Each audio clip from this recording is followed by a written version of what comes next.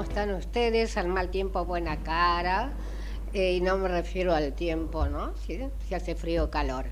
Bien, eh, hay que decir lo bueno y hay que contar también lo malo. Lo malo lo vine contando durante un largo tiempo, que mi obra social, durante 2 años, me tenía que dar un audífono y no lo podía lograr.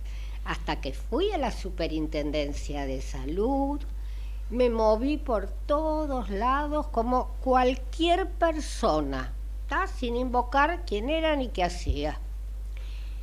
Logré que el día viernes me entregan el audífono. Es una verdadera vergüenza, 2 años.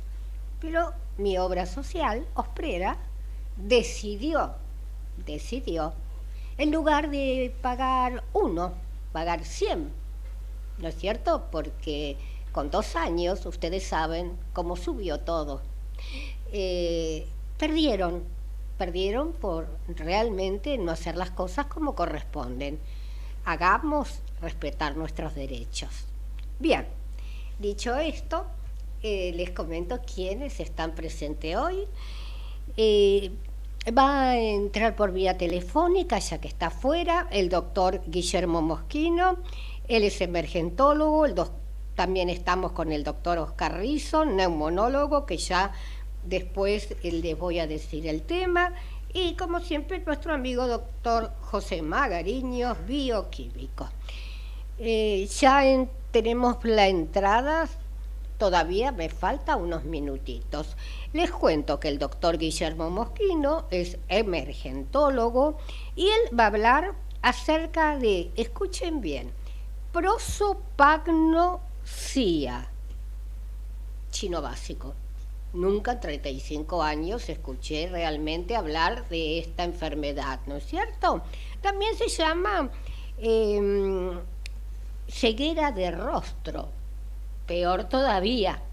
Así que espero que el doctor, que ya lo tenemos acá, nos explique de qué se trata. Hola, Guillermo Mosquino, ¿cómo estás? Hola, ¿qué tal, Ana? ¿Cómo estás? Muy bien, yo. Bueno, bárbaro, por suerte pudimos, porque yo te cuento que eh, salíamos así en forma virtual en pandemia, pero si vos estás donde estás, tan lejos, no podíamos de otra manera hacer la nota. Bien, Seguro. contanos Mi- qué significa este jeroglífico. Mira, capaz que lo escuchaste nombrar o tal vez haciendo memoria, si a mí me gusta usar disparadores y el disparador de esta prosopagnosia, de esta condición, es Brad Pitt. Brad Pitt dice tener prosopagnosia, esta ceguera a los rostros, o sea, la incapacidad de reconocer rostros. En realidad no es una ceguera, no es que no vean, sino que les cuesta identificar rostros conocidos, o cualquier rostro en realidad. Lo que pasa que es notorio que a las personas que conocen no la reconocen aún viéndolas de frente. Ese es el gran problema y eso se llama prosopagnosia. También yo te comentaba, me gusta usar disparadores y hay un escritor médico, me gusta usar como disparador los escritores médicos, que se llama Oliver Sacks, que es un neurólogo británico que escribió sobre muchos pacientes. Por ejemplo, escribió Despertares, que después hizo película, que es una historia real de pacientes con encefalitis letárgica que él despertó con la L-Dopa, que era la droga que en ese entonces se estaba descubriendo y empezando a usar para el Parkinson.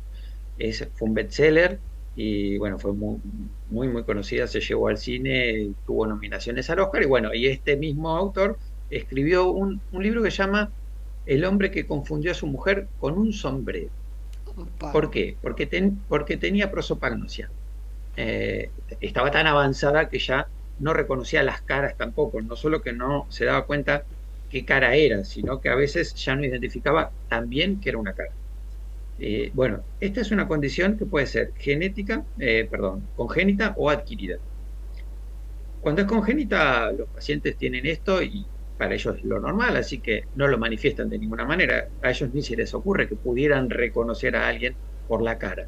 Así que es difícil de diagnosticar.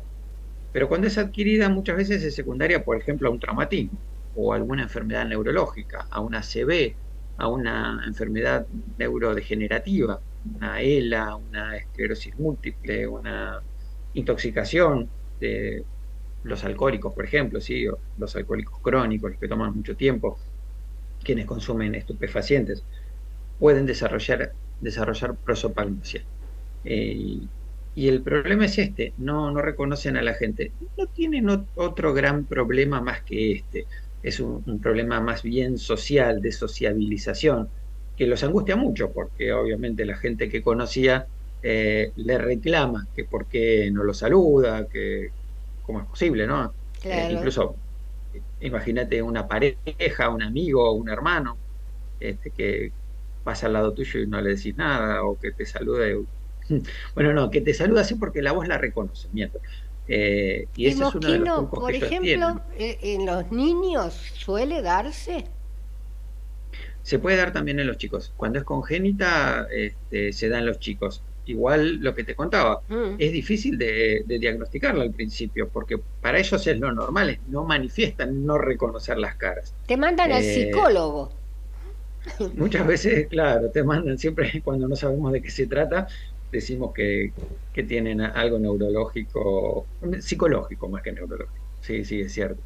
Pasa mucho, ¿no? Con las enfermedades raras, con Ujú. las poco frecuentes, sí, las EPOF, que tardan mucho en diagnosticarse y además los médicos cuando no estamos entrenados en esto eh, y no encontramos la causa, decimos que el paciente tiene un problema psicológico, ¿no? Y lo mandamos al psicólogo.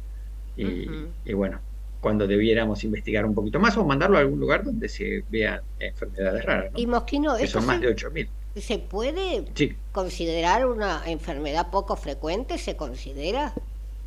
sí, es poco frecuente, es poco frecuente. No me acuerdo exactamente la estadística, pero Sí, sí, es menos sí, sí, sí, es menos de 2 por 10.000, así que sí, es poco frecuente. claro, y algunas veces realmente, ¿no? Incluso la familia, uno puede pensar, bueno, está distraído, cómo es que no Claro, recuerda, no le interesa a la gente y está padeciendo la persona una enfermedad o el niño. exactamente. Sí, o es antisocial, ¿no? No quiere saludar a la gente que conoce. Pero bueno, ellos ven bien, ven la cara, la distinguen. O sea, distinguen los rasgos. Pero si la persona no habla o no tiene un rasgo muy distintivo, por ejemplo, no sé, un peinado extravagante o gafas o barba o un peinado raro, o, no sé, una nariz prominente, le cuesta asociar la cara que están viendo con el recuerdo de los rostros que alguna vez vio, que conoció. ¿No? Ajá. La parte de la corteza cerebral que interpreta las señales que le mandan los ojos, no reconoce, no se da cuenta que ese rostro ya lo había visto alguna vez y que es un ser querido, por ejemplo. ¿Y Ahora esto sí, tiene medicación? no, porque es una cuestión ¿Es una de, cuando es condición o congénita, una enfermedad? es, es una condición, las dos cosas, en realidad es una condición cuando es congénita, que nacen así, las sinapsis, los circuitos que se han formado, se formaron de esta manera, y la corteza cerebral, que debiera reconocer los rostros, no lo hace, siendo tan importante en nuestra evolución, ¿no? El reconocer a los de uno, a, a Claro. su, a su gente. Eh, Cuando es adquirida, puede deberse, por ejemplo, a una ACV, entonces es parte de esa enfermedad, de la ACV, o una demencia, no sé, de Korsakoff, por ejemplo, por intoxicación crónica con alcohol, puede deberse, sí, o por desmilinización, por otras enfermedades neurológicas. Ahí sí hablaríamos de enfermedad. Ujú. Y lo que tienen estos pacientes es que no tienen forma de curarse, Ujú. no, porque ya los circuitos neurológicos se formaron así. Bien. Entonces no hay un tratamiento. Lo que se hace sí es entrenarlos, darle pistas. Por ejemplo, cuando uno va a ver a alguien que sabe que tiene prosopagnosia y que es conocido, te presentas o dejas que te escuche y ellos ya reconocen la voz. Eh, Reconocen las voz, reconocen los olores, reconocen los rasgos característicos, tal vez si te vestís de alguna forma en particular, van asociando todo eso con tu persona. Perfecto, perfecto. O sea, no olvidar de que existe esta enfermedad poco frecuente o rara que puede Sí, aparecer también desde la niñez, que se llama prosopagnosia. Yo te agradezco muchísimo y que, bueno, estando tan lejos, que puedas estar con nosotros. Un beso grande y pasala lindo. bueno, muchísimas gracias Ana por invitarme y bueno, sigamos hablando de salud. Gracias. Muy bueno, ¿no es cierto? Todos los días aprendo algo nuevo. En 35 años es la primera vez que sé que esta enfermedad existe. Y ya estamos con el doctor Oscar Rizo, que es neumonólogo de los hospitales Udaondo y Ferrer, y es coordinador del equipo de fibromialgia, del equipo de fibro... a ver, del Fibrosis equipo... quística. ¿Cómo? Fibrosis quística. Claro, yo digo del equipo, ¿qué estoy diciendo? Faltaba el equipo de fútbol. Sí, claro. Del equipo de fibrosis quística de adolescentes y adultos. Bien, va a hablar de, digamos, la alergia de primavera, ¿no? Así es, estamos en primavera. Bien. Hace poquito empezó, aunque no parece, porque desde que empezó la primavera está bastante nublado. Pero es una época en donde las alergias están, yo te diría, en primer lugar. Tenemos alergias que van desde la piel, digamos, reacciones alérgicas eventuales, inclusive a picaduras de insectos que son más frecuentes en primavera. Y tenemos las alergias respiratorias, que son bastante frecuentes y molestas en esta época del año, y a veces pueden ser situaciones bastante serias que comprometan la salud de las personas. Exactamente. Yo hace unos días me levanto con los ojos como llorosos, bueno, el agüita en la nariz y los 7 estornudos diarios. No te rías de mí. No, no, las 7 plagas de Egipto.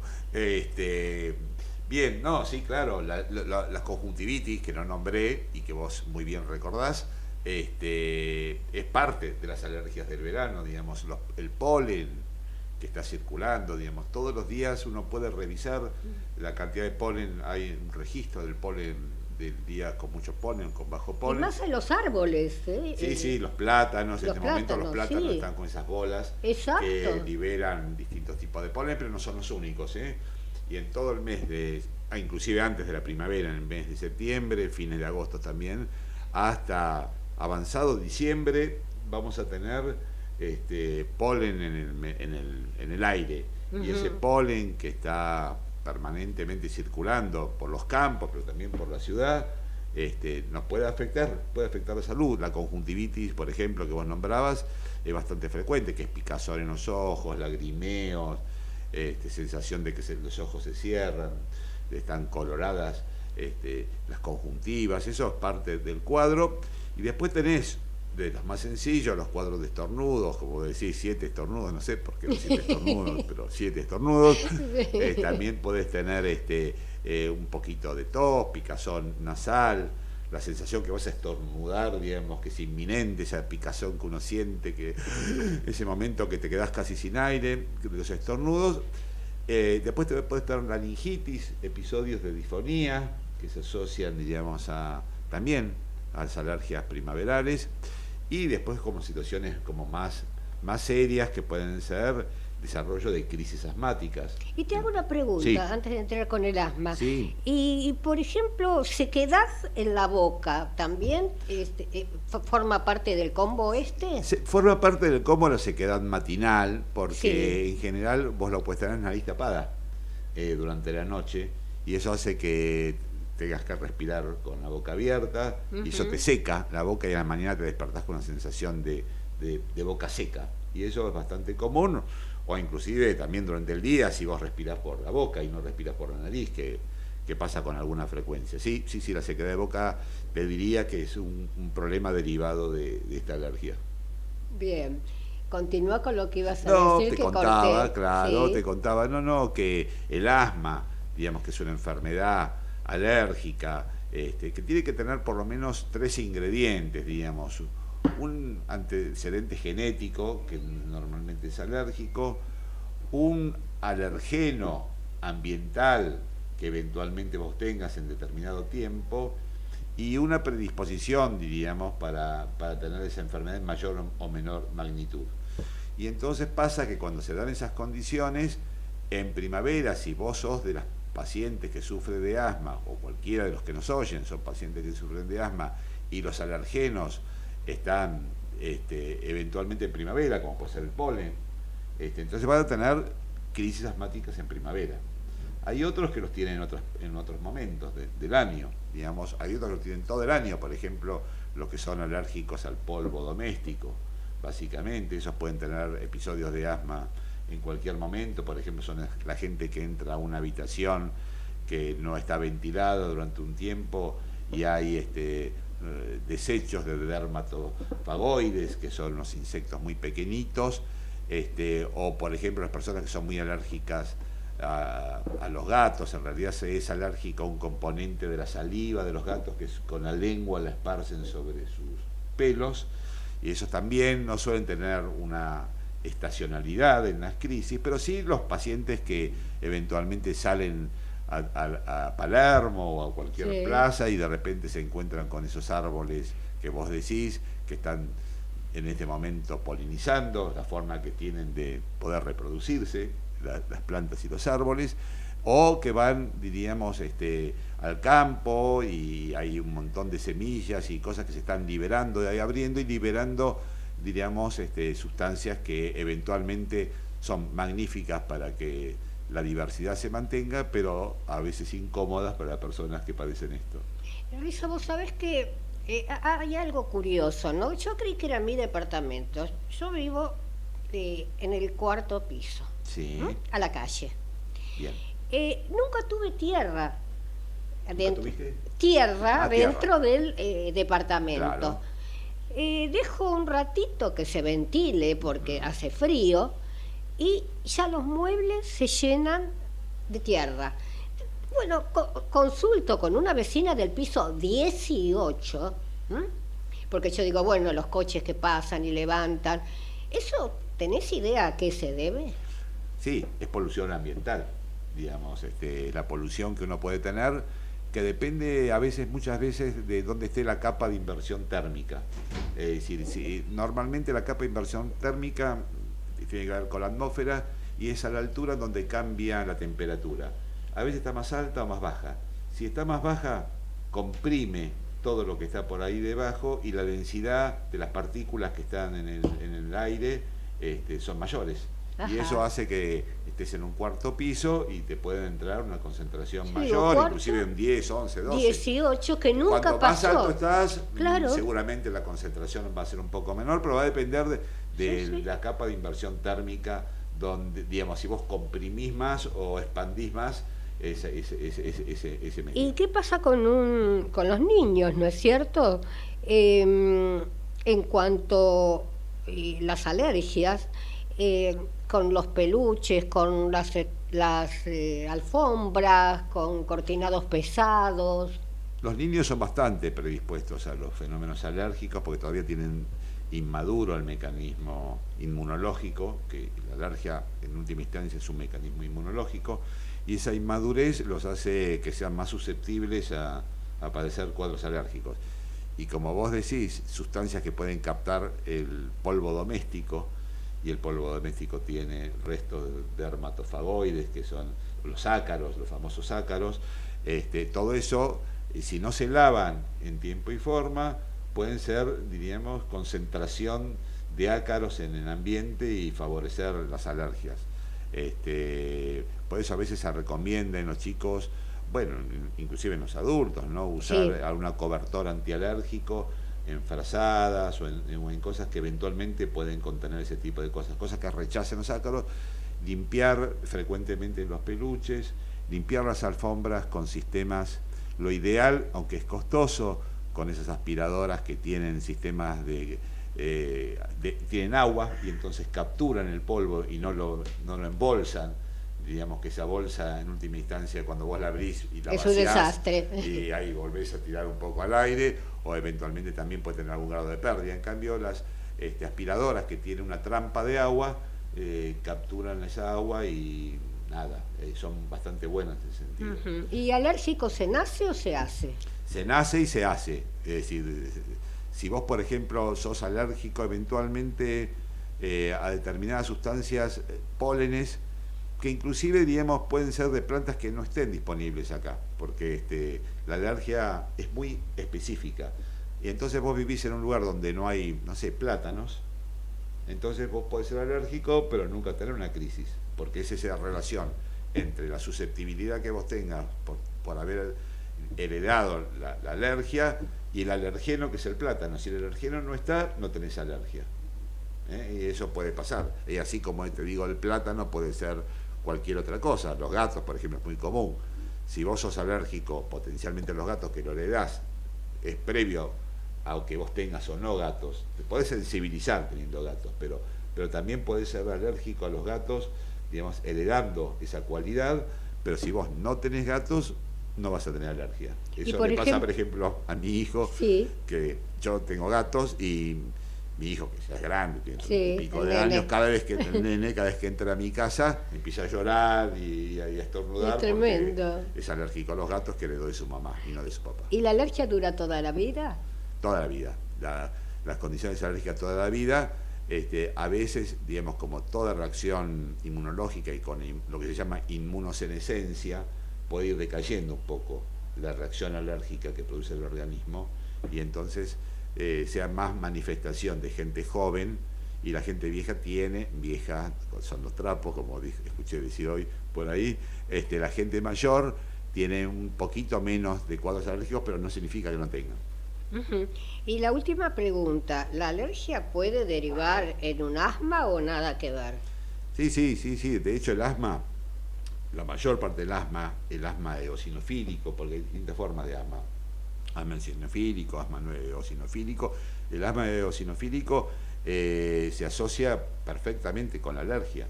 Es decir, no todos los alérgicos son asmáticos y muchos asmáticos son alérgicos. Uh-huh.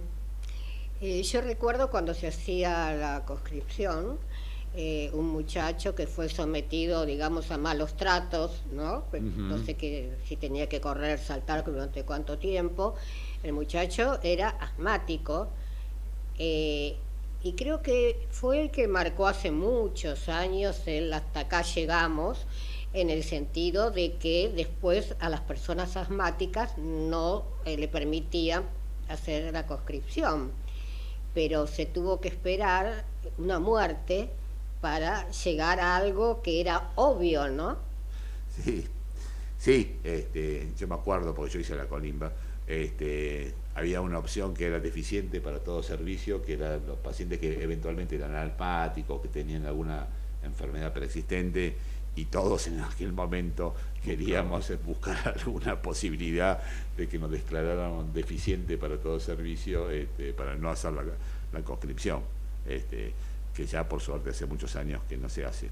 Pero sí, claro, por ejemplo, el estar haciendo ejercicio sobre el campo, que es frecuente, era muy frecuente en la época de servicio militar o la colimba, corre, limpia y baldea, ¿no? Colimba, sí. En esos casos, al estar corriendo sobre los campos y demás, en primavera, te da probabilidad que tengas episodios de alergia, y a veces pueden ser fatales esos cuadros, ¿no? Uh-huh. Yo conozco gente muchachos, ¿no? Que se operaron de apéndice con tal de... Porque le tocaba Junín de los Andes, por ejemplo, ¿no? De lugares así, que inhóspito te hablo, qué sé yo, 40, 50 años atrás, ¿no? No, seguro. Quizás no debería dejar de comentar un tipo de alergia que es muy severa, sí, que es la alergia que se da a veces en los pacientes, por ejemplo, con edema de glotis. Que eso es muy común en algunas picaduras de insectos, o por ejemplo en algunas alergias alimentarias, como comer mariscos, o eventualmente como en algunos hongos, como le pasaba a un amigo mío que le encantaban los hongos, pero cuando comía hongos tenía episodios, y a veces puede llegar edema de glotis, que es el cierre de la glotis, que es la zona donde están las cuerdas vocales, y eso puede ser una situación fatal, Digamos, hay que hacer una traqueotomía de urgencia, porque esos pacientes no respiran, así que eso es Bien. una situación de emergencia. Rizo, me quedaría horas charlando con vos, pero realmente es el corte que tengo que hacer o hacer de 1:30. Muchísimas gracias y será hasta un próximo programa. Dale. Adelante, por favor. Ecomedios.com AM1220. Estamos con vos. Estamos en vos. American and Merit Hoteles. Primera cadena hotelera argentina. 3, 4 y 5 estrellas. Más de 20 destinos de Argentina y el Cono Sur.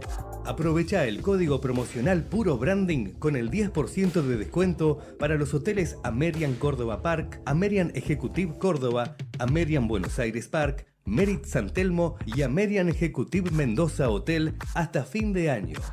No válido para fines de semana largos. American and Merit Hoteles. ¿Cuándo fue la última vez que te tomaste un respiro para ver un amanecer? Descubriendo lugares distintos que te hacen soñar, emocionar. Lugares que se convierten en felicidad cuando compartís ese momento con amigos. ¿Cuánto hace que no te tomás un respiro para descubrir algo distinto? Catamarca es mucho más que un destino. Espacio cedido por la Dirección Nacional Electoral. Tener un país federal vale, porque eso significa que trabajar, estudiar, cuesta lo mismo en cualquier rincón de la paz. Precisamos un país normal. Juan Schiaretti, presidente. Florencio Randazzo, vicepresidente. El voto que vale para ser un país normal. Hacemos por nuestro país. Lista 133. Espacio cedido por la Dirección Nacional Electoral. Y les aviso a los delincuentes que con nosotros se acabó la fiesta y el que las hace, las paga. No será la gente la que tendrá que protegerse sola y estar armada. Argentina tiene que ser un país ordenado. Es ahora y es para siempre. Cristian Ritondo, candidato a diputado nacional por la provincia de Buenos Aires. Juntos por el Cambio, lista 504. Espacio cedido por la Dirección Nacional Electoral. Hoy tenemos la oportunidad de poner un punto y aparte, de empezar a reconstruir una Argentina distinta, libre, próspera, sin inflación, pujante y segura. Alberto Venegas Lynch y Marcela Pagano, candidatos a diputado nacional por la provincia de Buenos Aires. Milei, candidato a presidente de la Nación, lista 135. Espacio cedido por la Dirección Nacional Electoral. Tenemos trabajo y tenemos al que trabaja todos los días para cuidarlo. Massa. Tenemos con quién, tenemos con qué. Unión por la Patria. Sergio Massa, Agustín Rossi, candidatos a presidente y vicepresidente. Lista 134. Informate en ecomedios.com. Seguinos en TikTok, @ecomedios1220. Si usted tiene alguna inquietud sobre su salud o la de su familia, Hablemos de Salud les responde vía mail. Tomen nota, hablemosdesalud@hotmail.com o a través de nuestra página www.hablemosdesalud.com.ar. Karina Uranga, distinción en estética, tratamientos faciales y corporales, Escuela KU, cursos de cosmetología y estética corporal. WhatsApp 11 36 12 30 35. Caballito, Ciudad Autónoma de Buenos Aires. Look 5D transforma tu imagen para una buena comunicación con el entorno. Trabajamos desde lo físico hasta lo energético. Tratamiento integral para el cabello, rostro y cuerpo. José María Moreno 393 Caballito, Ciudad Autónoma de Buenos Aires. Facebook e Instagram, Look 5D.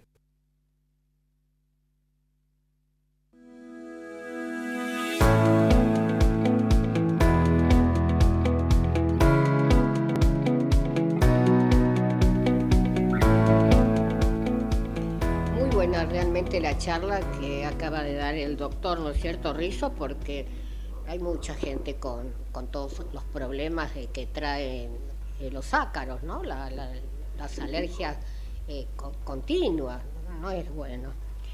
Bien, estamos con otro gran amigo, como ya les dije, el doctor José Magariños, es bioquímico, especialista en inmunohematología, hemoterapia y banco de sangre.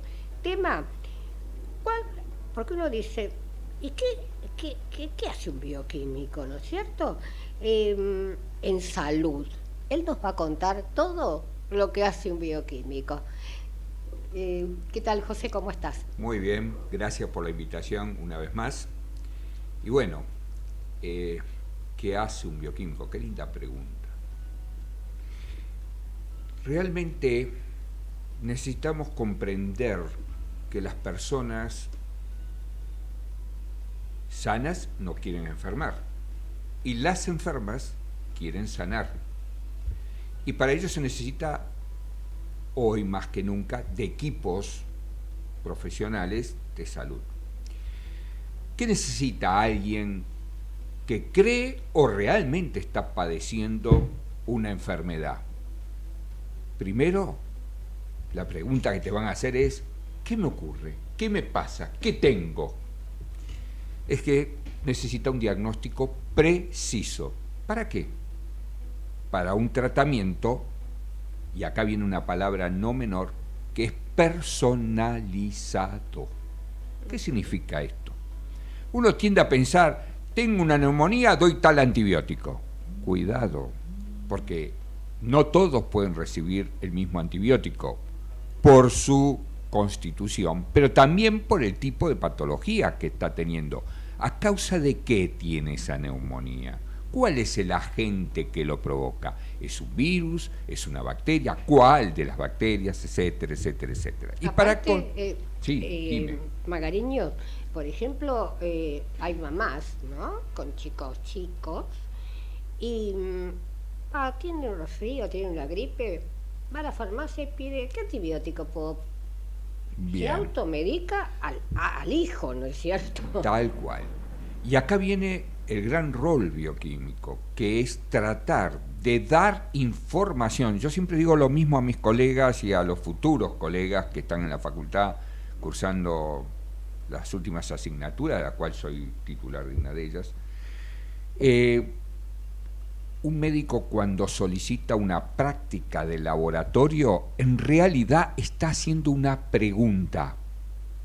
Quiere saber si lo que sospecha corresponde realmente a lo que sospecha o hay otra cosa. Y el bioquímico, con su equipo profesional de trabajo, a partir de diferentes prácticas de laboratorio, le va a dar una respuesta a través de un informe. Ahora bien, siempre digo lo mismo, no hay dos diabéticos igual, aunque su glucosa sea 450 miligramos por decilitro. Uno estará más controlado, el otro estará menos controlado, uno la podrá manejar mejor, el otro la... Y aparece entonces el concepto del contexto de ese paciente. Por eso decimos que el diagnóstico tiene que ser preciso, pero también tiene que ser personalizado. Y acá aparece el bioquímico. De pronto, cuando uno tenemos la suerte de tener una obra social o la desgracia, no sé, vemos que de una puerta sale un señor mirando para abajo y cruza el salón. Y yo pregunté, ¿y quién es? Es el bioquímico. ¿Por qué no forma parte, digamos, del elenco del staff del hospital o del sanatorio? Mirá qué interesante. El doctor Francisco Maglio, con el que tuve una excelente relación, porque mi otra especialidad es la emergentología, la cuidados intensivos. De hecho, 40 años en el hospital de clínicas en terapia intensiva, laboratorio de terapia intensiva. Decía algo que era interesante: si queremos saber las cosas hay que volver a lo antiguo, hay que volver a los de antes. El primer bioquímico donde yo empecé mi profesión era el bioquímico que preparaba sus reactivos, hacía su técnica, etcétera. Por eso los médicos decían, vaya a tal laboratorio para hacerse, vaya a tal profesional para hacerse tal cosa, vaya a tal otro para... Porque cada uno tenía algo que se destacaba. Vino la industria, afortunadamente, con nuevos instrumentos, nuevos aparatos, mejoró los reactivos, se estandarizó, decimos nosotros, y el bioquímico se preocupó de resolver exclusivamente lo que en ese momento era el mayor problema, que era el error analítico. Hoy no es el mayor problema de eso, es el preanalítico, esto de conversar contigo, preguntarte por qué se está haciendo esto, cuál es el problema que usted tiene. Y siempre lo cuento de la misma forma. Suponte que tenés una afección en el hígado, importante. Tu riñón tampoco va a funcionar bien, aparentemente. ¿Qué pasa? No va a estar bien irrigado, no va a filtrar, no va a formar bien la orina, y yo voy a pensar que tu riñón está enfermo. Si yo te saco una foto, es decir, una muestra de sangre, los dos resultados van a estar alterados. Ahora, el problema es, ¿cuál es el que está alterado? ¿El hígado o el riñón?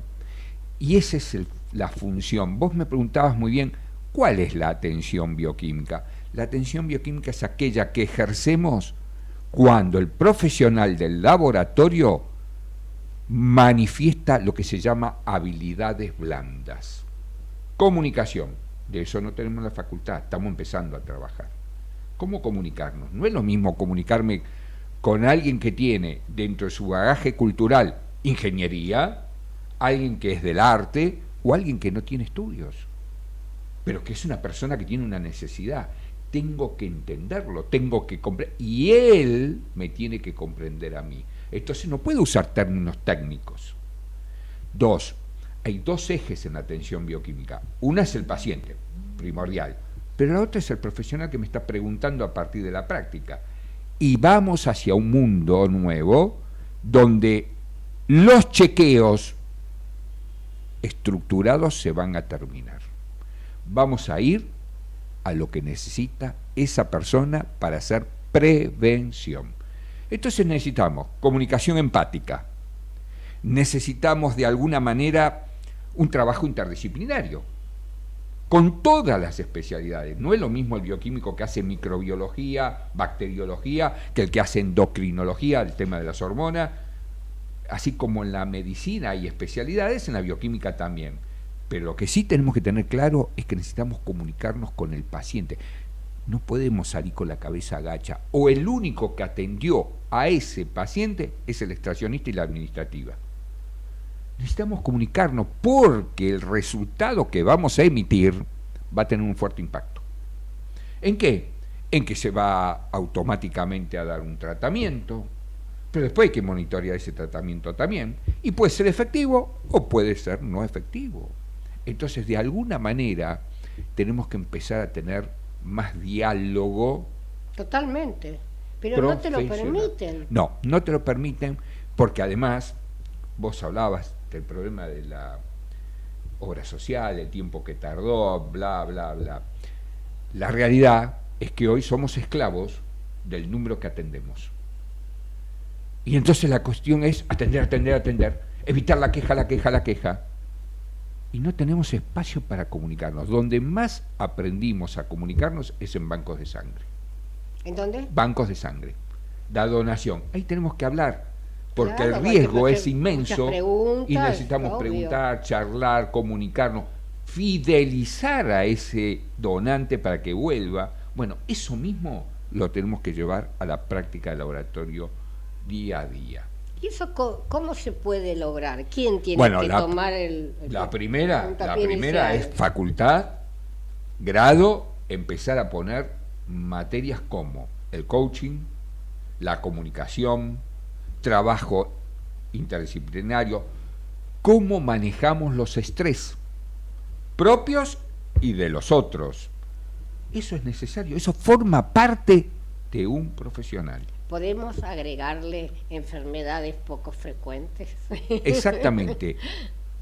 A mí, más que poco frecuente, vos sabés cuál es mi opinión, es no visibles. Exacto. Y ya que estoy, voy a pasar una visita, ¿me permitís? Sí. Justo estuvimos con el doctor Carrizo, que nos mirá lo que es la historia de la vida que nos fuimos conociendo a lo largo de nuestras profesiones, ¿no? Sí. Y él hablaba de la alergia temporaria. Estamos a pocos días de iniciar la semana de la lucha contra la alergia al látex de caucho natural. Opa. El 1 al 7 de octubre. Sí. Y esto es importantísimo porque Estados Unidos ya resolvió entre comillas, el problema, que es que ni en los supermercados, ni en la industria alimenticia, ni en ningún lugar se usa el látex de caucho natural, porque es alergeno. No sabía, y es crítico porque una persona que lo tenga, cuando toma contacto, hace lo que decía el doctor Carrizo, edema de glotis y se te muere. Ajá. Muchos perdieron el trabajo, pero nosotros seguimos con los globos de caucho natural, de látex de caucho natural. Entonces viene una semana en donde vamos a tratar de concientizar, sacar de alguna manera una transformación. ¿Y quién es uno de los lugares donde más se utiliza? Salud, los famosos guantes. Ajá. Y en laboratorio tenemos hasta la ridiculez, perdón por la expresión, de usarlo como lazo para tomar la muestra de sangre. Sí. Estamos incitando a que cada vez haya más gente sensibilizada a ese látex que no es para nada saludable. Bien, hacemos un pequeño corte y enseguiditas continuamos con la conversación, ¿te parece? Perfecto. Bien.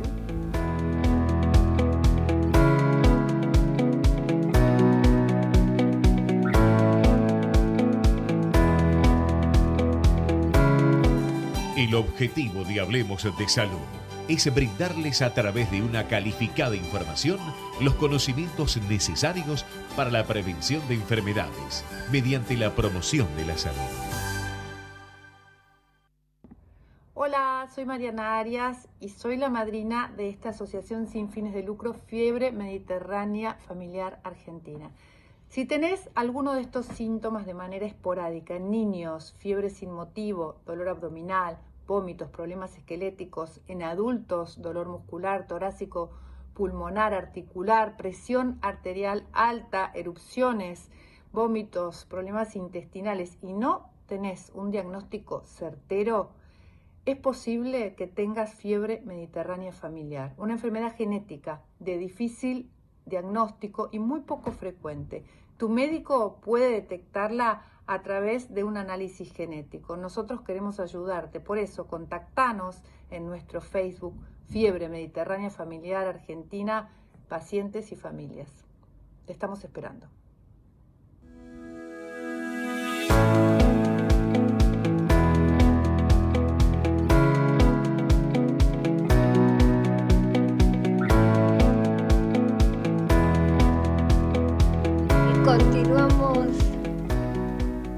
Ya continuamos con el doctor José Magariños, que estamos teniendo una rica charla, realmente un lujo, ¿no? Y yo te quería preguntar, Magariños, acerca de, no sé si corresponde o no corresponde, pero vamos las mujeres con hinchazón en las piernas y enseguida nos dan un diurético, sin saber de dónde No solo viene. las mujeres, A los hombres también. Sí, bueno, no sabía, creí que eran más las mujeres porque somos las más charlatanas. Enseguida probamos con diuréticos. ¿El diurético puede llegar a producir inestabilidad para caminar? Hay algo que es importante.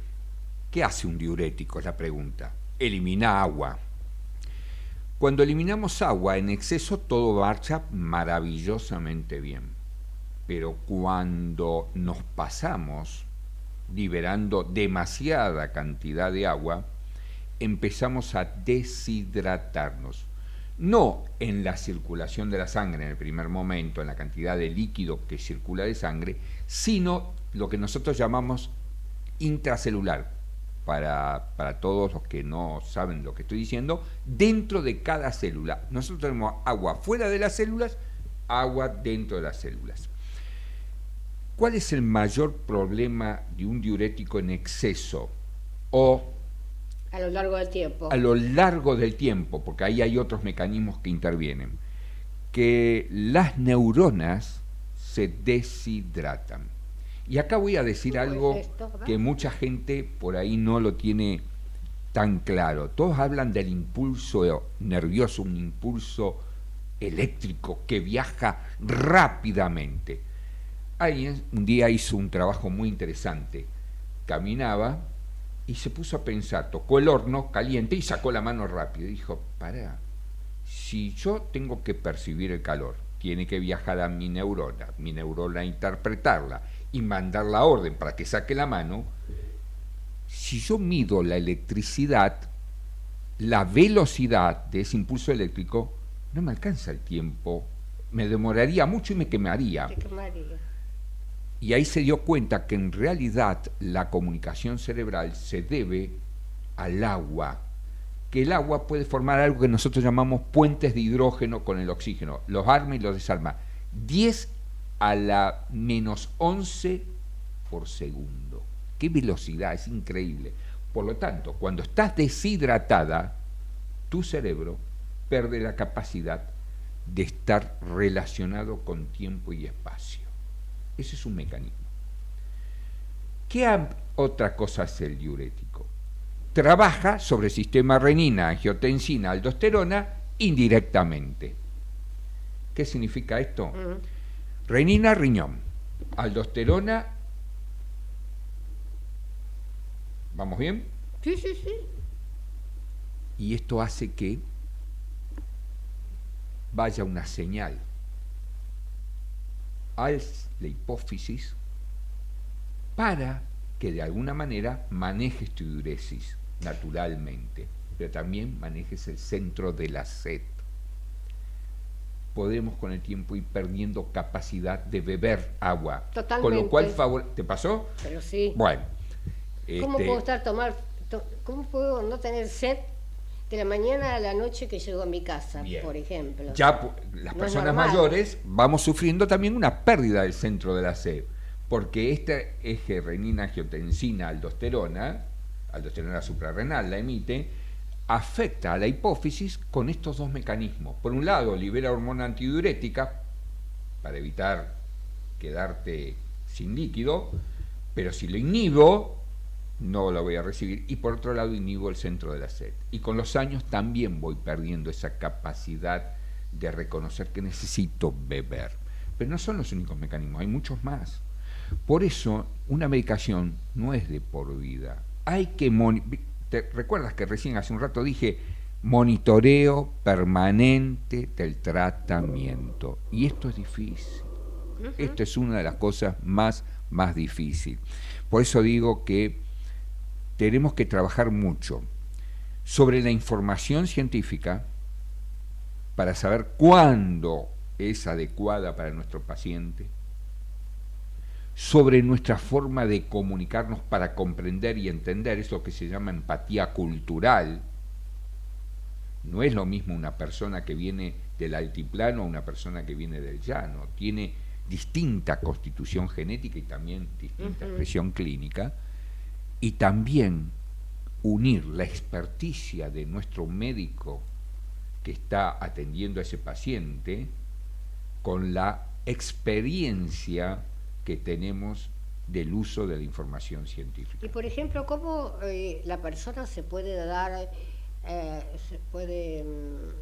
cuenta, ¿no es cierto?, acerca de que se está deshidratando? ¿Qué síntomas puede llegar debilidad, a tener? Cansancio, sueño, mareo, visión borrosa, cefalea en algunos casos, porque el cerebro quiere agua. Y cuidado, ¿por qué no me puedo sostener de pie? Porque el cerebro necesita agua, entonces la va a sacar del resto del cuerpo y la va a mandar a donde él la necesita. Y yo siempre caigo en lo mismo. Si no hay comunicación entre médico-paciente, no puede existir. Las consultas, que las sabe todo el mundo, son de 6 minutos. El médico cada 6 minutos, como la máquina, como se decía antes, de hacer chorizo, tiene que atender al otro.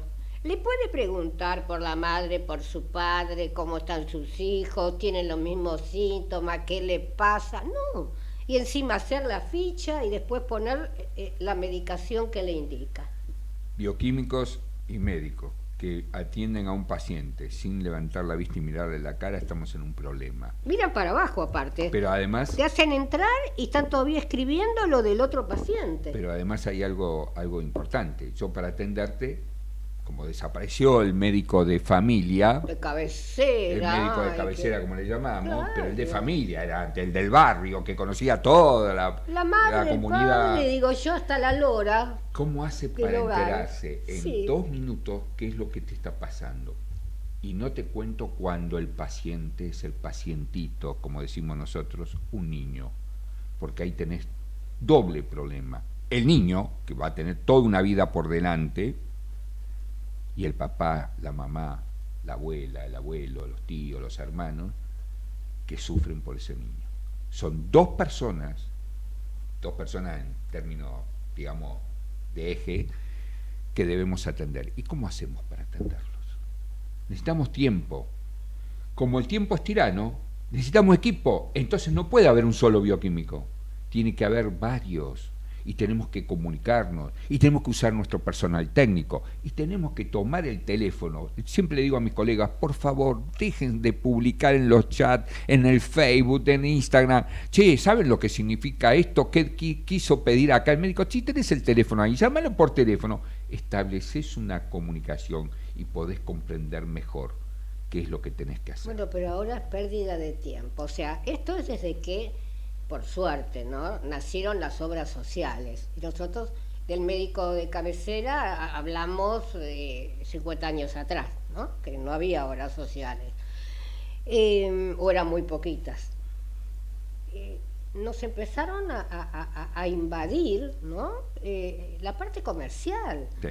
O sea, tenemos que pasar como las vacas cuando se subían y sí, se siguen subiendo seguramente, al camión para llevarlo al matadero. O sea, esa es la sensación que siente la gente, porque ¿cómo es que una persona llega a descubrir una enfermedad, como me pasó a mí, porque no puedo decir diagnostiqué porque no soy médica, y 50.000 médicos que me vieron, me tocaban la pierna, sí, está hinchada. Pues sí, está hinchada, como la pierna de mi papá. Entonces, esta persona seguramente tiene algo psicológico con el padre. Y yo les decía, esto como mi papá, porque yo tenía los mismos síntomas que él. Murió muy joven, a los 56 años. Entonces, yo en mi pseudo ignorancia, antes de ya dedicarme de lleno a la asociación y a aprender, yo le daba todo servido al médico que me escuchaba. Pero por eso el médico yo que te me decía, escuchaba no me escuchó. Por eso te decía, cuando vos me dijiste enfermedades poco frecuentes, no visibles. Si no es visible, no la voy a sospechar. Sí. Hoy la inteligencia artificial, bien usada, puede ayudar a pensar cosas que no pensaríamos en un primer momento. Magariño, yo te cuento. O sea, yo hice inteligencia artificial porque yo ¿qué hice? Me senté a mirar Google. Tuve la gran suerte que yo dije, mi papá le habían dicho que a los 30 años lo jubilaron por esta enfermedad que transmiten los animales, las vacas. ¿Cómo se llama? Bueno, ya me voy a acordar. Es la más común que produce el ganado a la gente que está cerca. Y él no estaba cerca de las vacas. Digo, ¿cómo puede tener esta enfermedad? Pero bueno, toda la familia se cayó la boca, dijeron, no importa, lo jubilaron, quedó así. A los 30 años jubilado, y con esa palabrita mágica que yo en este momento, es como que mi memoria me está fallando, fui a Google y al cuarto renglón, no, 2 renglones y medio, Google me dijo, no confundir con fiebre mediterránea familiar, brucelosis era sí. Por la cual falleció mi padre, que no era brucelosis, sino que era fiebre mediterránea familiar. Los mismos síntomas. Entonces, bueno, ahí tenés el problema, los mismos síntomas. ¿Qué hacemos? ¿No? ¿Qué hacemos cuando tenemos los mismos síntomas? Bien, nos están haciendo que tenemos que redondear. A ver, ¿qué hacemos? Comuniquémonos.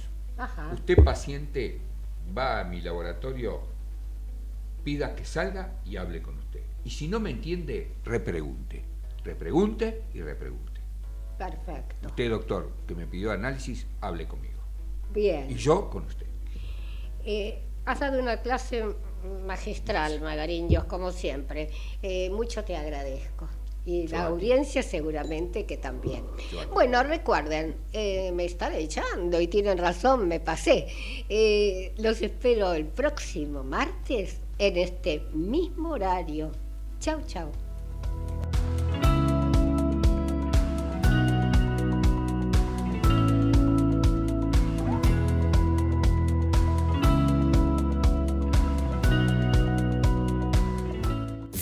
Desde Buenos Aires, transmite LRI 224, AM 1220, Ecomedios. Espacio cedido por la Dirección Nacional